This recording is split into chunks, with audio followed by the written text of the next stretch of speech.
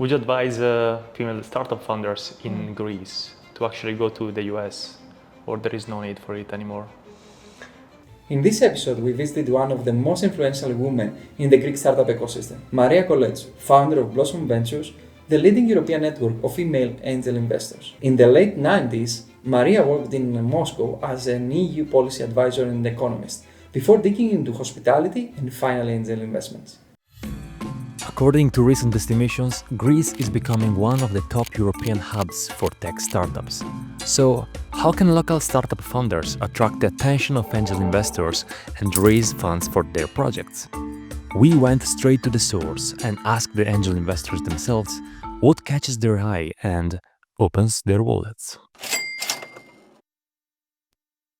I think the highest ticket was probably the first ticket I ever wrote as an investor back in 2005. And that was 6 figures, which back then it was a big chunk of whatever money was saved up. And that was actually the worst investment as well. And the smallest ticket, I think, individually, it's about 30,000 euros invested a few years back. So it's a big kind of difference between the two. Yeah, okay. And the most profitable industry versus your least profitable industry in which you invested? Sure. So. I think the most profitable is the healthcare, and these days health tech, but healthcare overall has been a very successful, let's say, vertical for me so far. And the worst, I think, is probably retail, simply because it's changing and it evolves over time. Consumer habits change dramatically, and unless you're part of the system, you cannot catch up with all the development. So retail for me is the worst and the most complicated of all, to be honest. We asked Maria what her experience taught her about the traits that mostly set an entrepreneur up for success. I think one personality trait which kind of defines who I am professionally is my curiosity. I'm always curious and I love learning. So my professional career, it's in, let's say, decades, and every decade I wore different hats. So I started from, let's say, finance and academia, went to consulting and trading, and then starting up companies, selling companies, advising companies, and start investing. And so it's too many hats, but I think at the back of all that I've done professionally is the curiosity. I think that if I stop learning, I will get older, probably older than I am. The founder who has a vision and know half of the story, but is willing to risk, and then the remaining story on the job, is actually, more curious and more kind of complete as a person versus someone who wants to know everything, or he thinks he knows everything before he starts. What is, like, across your background, the experience that has changed you the most, formed you the most as a, an entrepreneur and then later as an investor?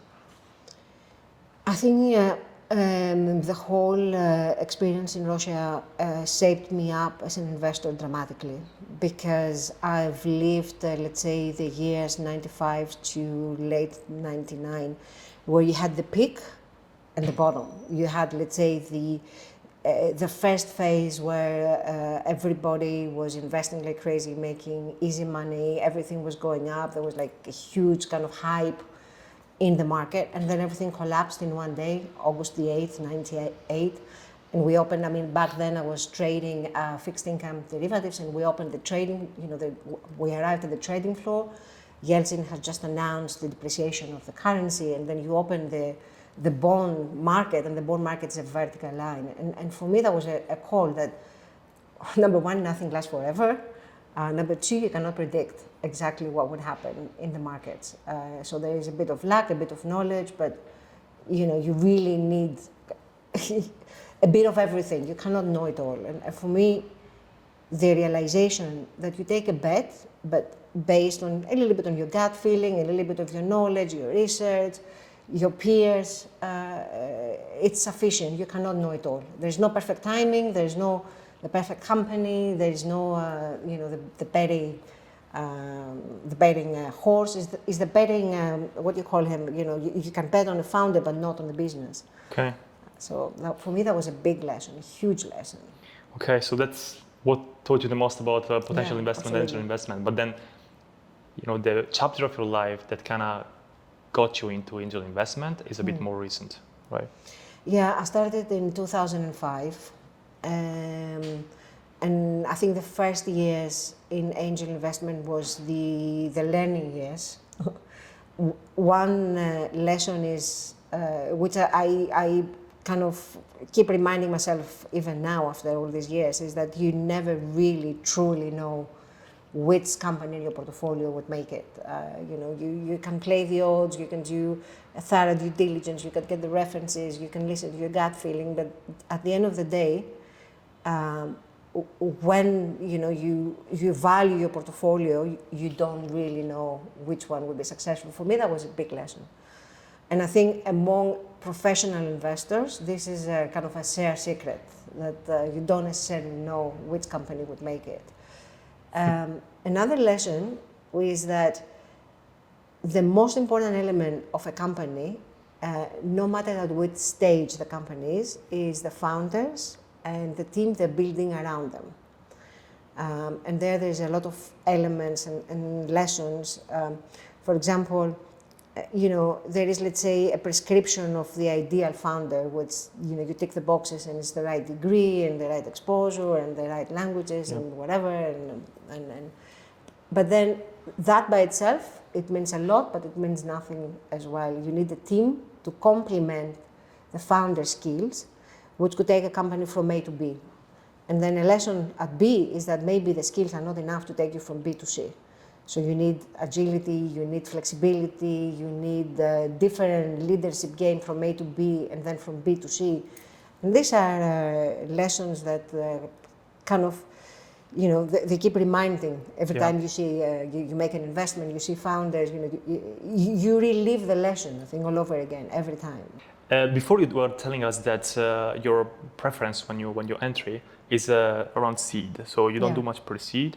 When you do seed, what would you like to see in a startup team before starting to invest? Aside from the team, do you also search for some traction? Do you want to see a valuable MVP, or what are the characteristics that you usually have to check on your checklist before entering? Let's say I have my own, I have a scorecard. I mean, when you, let's say, evaluate pre-seed or seed companies, the valuation, you don't do DCFs, you don't do, it's other, let's say, characteristics which define the value of the company you're considering. So I have a scorecard, and it has, I think, 3 or 4 main categories. The first one is certainly the team. And then what we're doing usually is try to see the complementarity. It's not a prerequisite for the team to be a large team, so you don't need 5 people. You might have 2 people or 3 people, but I kind of like 2+.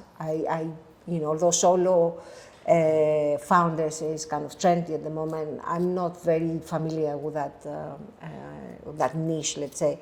So I look at the people and how they complement with each other, and then I look at the background. It's not the prerequisite for the founders to be exited founders, either successfully or unsuccessfully, but what is important for me is the awareness of what it means to be a founder, what you say no to so you can get a lot of yes, what's your priorities, what's your vision, what's your passion, why are you doing what you're doing. So all that is extremely important. And then obviously it's the product itself and the position of the product in the market, and how you're going to get the position. For example, I get a lot of presentations and you see, X, Y, Z, it's a 35 billion market. That means nothing to me. I think it doesn't mean anything to most of the investors these days, because obviously, this is a huge market, but how much of this market you're going to get, and how, and when, and how flexible your strategy is to achieve whatever your goal is of this tiny percentage of this market. So for me, the way of thinking in this exercise is exceptionally important. And in the way of thinking, I think you need the bad and the good, which means that where I'm strong and what I'm not afraid of and what I feel very comfortable I'm going to succeed. But the awareness part for me is very important, and I admire it when a founder actually acknowledges that, is where are my blind spots? Where are the challenges I think I will be tested the most? and how am I going to basically overcome them? And am I willing to change the model? Because that's something else. You have to fall in love with the customer and not with the product. So sometimes you might be an exceptional founder, you might have an exceptional idea, but not just the right idea to fit the market and get the market, which means you have to maybe change a little bit. Okay. Are you willing to do so? Okay, which reconnects to the other topic that we were discussing before our talks, which is female entrepreneurship. Sure. And female founder, female investors. You are the founder of Blossom Ventures, syndicate of female angel investors. When it comes to look for a female-led team of startups or a single startup, you are saying that there is something missing there that maybe is cultural and that can be maybe adjusted with the help of a coach or with an angel backing the idea. What is this gap about? Maybe you can tell us more about Sure. how to bridge it as well. Yeah, I think one of the big advantages and learning curves since Blossom Venture was founded is the exposure to various female founders across the world. Okay. And by doing so, you could, let's say, you can kind of see the data on how founders, depending on the background and the ecosystem where they flourish, can define them as founders. So what we've noticed is that in Greece, but also in the Southeast Europe, you have, due to cultural differences, you have a lot of hesitation from the founders, and also you have an attitude which, at least for now, has prevented us from investing in a Greek female company. Is a little bit, I don't know if that's the right framework, but like thinking small, right? So they kind of, despite their capabilities and despite their strengths, they focus more on the, let's say, on the small market characteristics which could make them, let's say, prevail in a smaller kind of ecosystem, as opposed to train themselves and overcome any hesitation they might have to play the bigger game. Okay. Right? For us, and for me, that's a surprise, which I can associate and I can relate, because I've also, I was raised in Greece. I know exactly what it means, to be raised in a cultural environment like Greece. And I think it needs a lot of work, which I've done and a lot of us are doing, to kind of overcome your comfort zone and grow by doing so. Grow both as a founder, but also as an investor or as an operator. You just need to get out of the comfort zone. Maria highlights how behavioral validation culture between genders translates into a different entrepreneurial attitude between men and women in adult age. Here's what she also had to say about entrepreneurial culture in Greece. I think a big mistake, a huge mistake, is for female entrepreneurs or financiers or operators try to be something which they are not. So I think each one of us, there is some characteristics which are down to the gender, which we should prevail them, because that's also our strong point. Yeah. So I'm not a believer that I have to act as a man to be recognized for my skill set or for my capabilities. But what I strongly believe is that you, as let's say, as female, you have a little bit more self-doubt and self-restrictions than male, because we were brought up this way. Yeah. Something I read and kind of stayed in my mind is a quote from a book which says that and actually it was an American book, discussing the different mindsets between female founders and male founders, and said that, we raise the boys to be courageous and the women to be pretty. And that's 100% it. Okay. You raise the boys to be adventurous, to shine, let's say, in the challenge, and no matter if they win or if they fail, to come out as warriors. And on the other hand, you raise the females to be comme il faut, to be nice, even to circumstances which they shouldn't be nice. As the new generation is coming out, is changing, and I'm happy it is changing.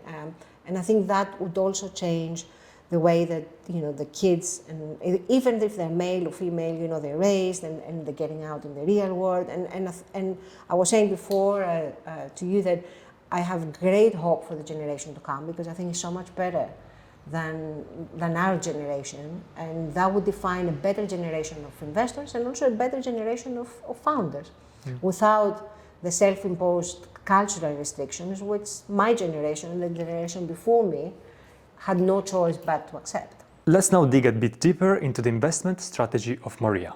When you are an investor or a founder or, the continuous learning is the growth. And the continuous learning outside your comfort zone is the super growth. So I think it's extremely important to find a role model, to find someone you admire. For example, define an angel investor who has done exits.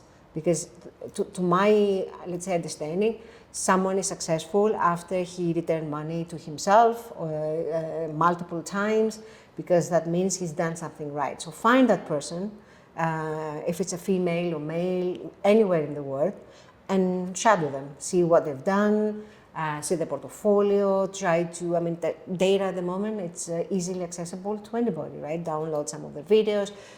Some of them have written books, or some of them have openly discussed about the bad choices and the good choices, and shadow the way of thinking. I mean, to my books, let's say, Warren Buffett, obviously, it's a cliche, but he is one of the best investors in my generation.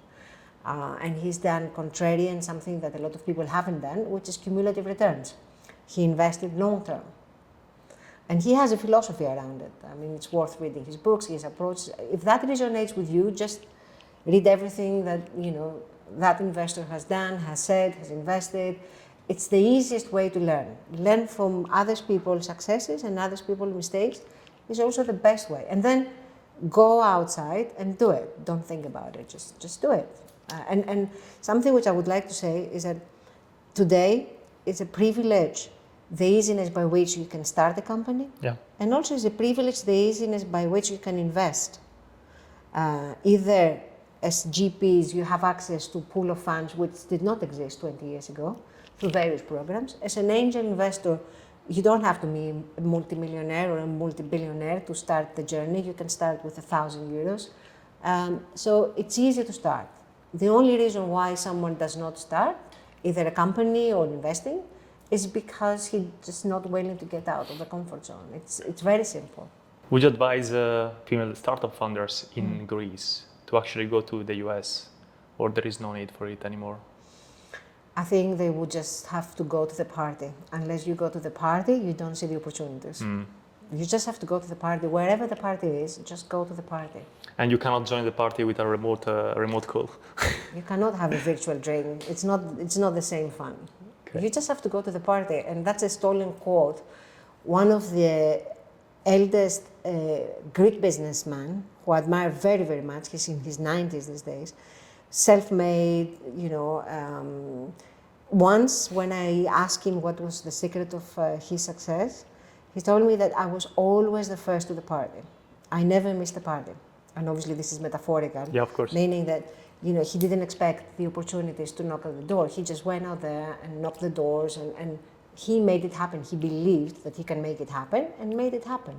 How do you organize your portfolio, and what type of markets and type of startups are mostly present in your investment strategy now? Sure. I think there's two layers of the portfolio. There's a personal portfolio which was gradually built since 2005, and that includes hospitality, medical, retail, food and beverages. So that's a different portfolio because it was not startup in the sense of the startups as defined today. They were small and mid caps. But let's say the portfolio as an angel investor, seeing earlier stage companies, and especially through Blossom. Our philosophy is we like 80% of the portfolio to have a gender lens.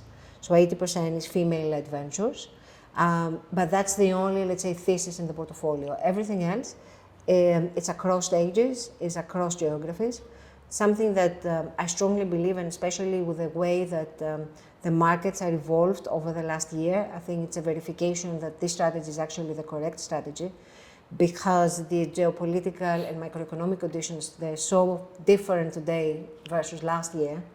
So the diversification in the portfolio gives us exposure to different stages, different currencies, and that's, I think, extremely important.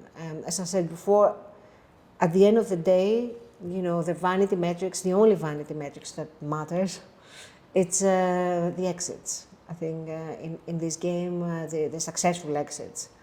And the only way to do that is to have a solid portfolio, assuming 50% nothing happens, 2 or 3%, 2 or 3 times will happen, and then you're looking for 1 or 2 companies that will give you the multiples, which would imply a 25 to 27% IRR on an annual basis, so you are successful. Yeah. And the only way you can record that is through exits. And soon enough, it was time to ask my favorite question. One that, out of curiosity, highlights every angel's current investment preferences. Let's pretend in front of you there is a huge plate with $1 million ready to be invested. To which industry would you currently do your bet? Where would you invest all this plate? I think healthcare, health tech, to be more. I think this is an industry which was tremendously underfunded over the last 2 or 3 decades, especially in Europe. So I still see a huge upside. And also combined with the evolution of tech, meaning AI and even robotics, because by defining health tech, it's actually various verticals which are now attractive combined to one. I think there is a shift in the whole infrastructure which could affect and have an impact to medicine and also to our lives for the generations to come. So I'm very keen in this industry. This was the time where we asked Maria to share a particular story about her experience as an angel funding startups. What happened is that's like a pre-seed startup, which we kind of like the idea because it kind of it was, let's say, a product that we could relate. And then we said, okay, we would like to explore this further, therefore we would like to do a due diligence. So the way we do due diligence is, the members of the club, which by now we are 70, we split up and say, okay, this team would do tech, this team would do the founders, this team would do a little bit the numbers and the competition, and then each one of us, they interview the team, and then we sit down and say, okay, does it make sense for us to proceed? Yes or no? Okay. Anyway. So we said we had the due diligence call, and we said to the founders, please invite your team. So they invited 3 people. We were very happy, said, look, pre-seed idea with 5 people presenting, 5 founders, amazing. Nice. Anyway, so after this, the couple kind of talked, then we said, okay, let's hear from the other person.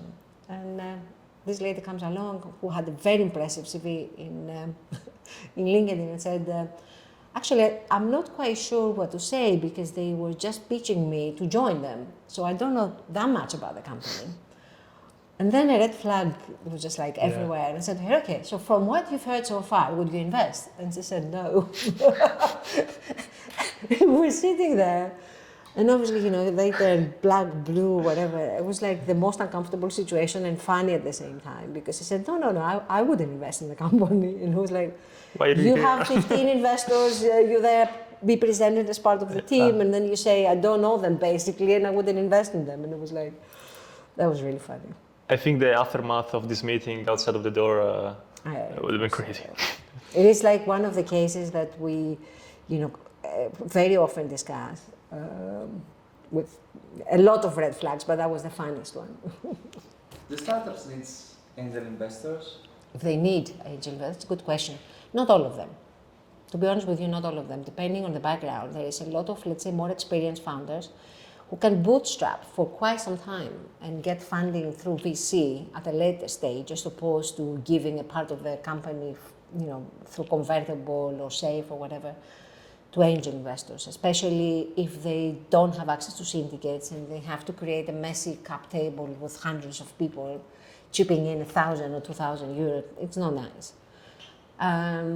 It's not nice for the future round, provided obviously that the company is successful, etc. But at the same time, it could be nice if there is openness from the part of founders to free ride on knowledge or networks that angels have, provided the boundary can be kept, because sometimes, you want the advice and you want the network, but you don't want them running around your office every day. So you lose something, it's a fine line, I think. In some cases, it's just the money, yeah, absolutely. In some cases, it's just the money, both ways. There is angel investors who do not want to be involved. They want to be passive angel investors. And I dare to say that these are probably the professional angel investors because they're building a portfolio. So imagine if after 3 or 4 years you have 50 companies. By definition, you cannot get involved.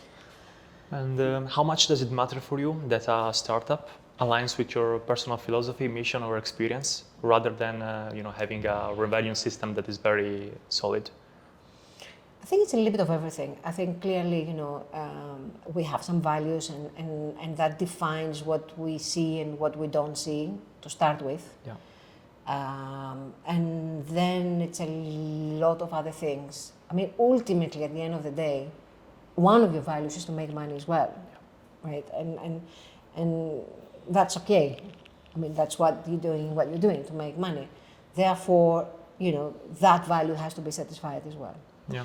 I can see a big portfolio where you can have certain cases where you want to back, let's say, the founders, knowing or understanding half the way through that you won't make money, but you would continue back the founder for other reasons aligned with your values, and that's okay as well, of course. Yeah. But when you start building the portfolio, you cannot disregard the making money aspect of it. Yeah, but especially for early stage startups, we have heard a lot that one of their mission is finding the proper angel investor for them, which maybe aligns with the type of gut feeling that we were talking about before. If you find an angel investor that is very close to your industry, market, and experience, maybe their gut feeling will resonate much more with your proposition. Sure, because you can relate. Yeah. Yeah, absolutely. So maybe there, in that situation, the scoreboard, the checklist that we were mentioning before, comes like as a secondary priority. That's true. That's true. For example, I have an example of that. We invested. I personally invested, and then when the club was formulated, followed through in a UK-based company called the Beta Menopause. Why? Because I could relate to the product. It was a time of my life that I was getting into the menopause. So what the company was trying to resolve, I could understand. Yeah. And that was primarily the reason I invested, and the potential of if I would make money or not was a secondary layer, which I was so enthusiastic when I saw what they were doing that it didn't cross my mind when I invested. Of course. Later on, when I was getting the quarterly reports and things seemed to be progressing and the company's on the right track, obviously I was happy, and then, the money layer came in. But originally, yes, you're right. It was because of that. Yeah, absolutely. And if we could ask Maria one last piece of advice for wannabe female startup founders in Greece? I think it's the same thing I would say to a female and a male. It starts before you have it all figured out. It's very important to just start. And you figure out the rest on the job. The difference between, let's say, a male and a female is that the male would do it with no with no kick on the back. They will just do it, it's the nature. The female founder needs the motivation to start, needs the support or the safety net to feel like she can start even if she fails. Bottom line, they both have to start before everything is figured out. If you have a gut feeling, if you have an idea, just go out. The market will tell you if it's right or wrong, and would continuously tell you if it's right or wrong. It's not a game with a deadline, and you win it or you lose it. It's an ongoing game. That's entrepreneurship. Failure, it's learning. Unless you fail, you don't have, it's a couple of MBAs failing in business. To the extent, though, that you understand why you failed. And the next time you try, change the way, change your thinking, change the people, just change the environment. That does not predefine that it's going to be successful. Maybe you fail again, but that's fine.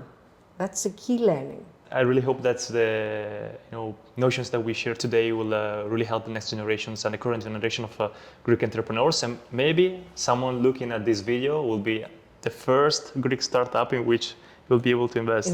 Yeah, I look forward to that. Absolutely. Thank you very much for hosting me. Thank you so much.